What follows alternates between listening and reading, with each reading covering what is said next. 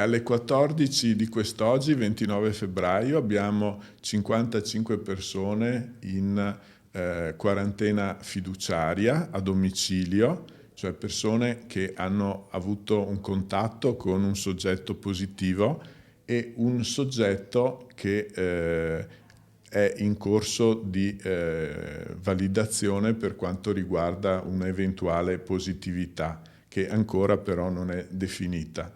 Inoltre abbiamo effettuato dall'inizio di questa emergenza 50 tamponi a soggetti di varia natura che però si sono rivelati tutti negativi.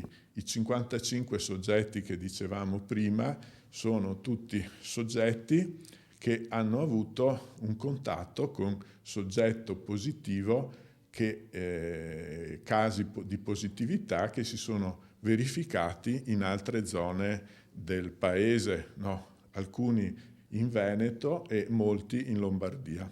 L'afflusso al pronto soccorso si mantiene sostanzialmente su dei profili diciamo normali rispetto alla stagione, semmai addirittura anche con qualche leggera diminuzione. Naturalmente invece tutta la rete dei medici di medicina generale e lo screening anche telefonico ai numeri che sono consigliati, oltre soprattutto nei primi giorni un numero consistente di telefonate al 118, questi sono stati i canali insomma maggiormente utilizzati. Ricordo che da questa mattina alle 9 è disponibile un numero dedicato nel Dipartimento di Prevenzione proprio alla gestione delle informazioni di ogni natura riguardo il coronavirus. No? Questo numero è lo 0437 51 43 43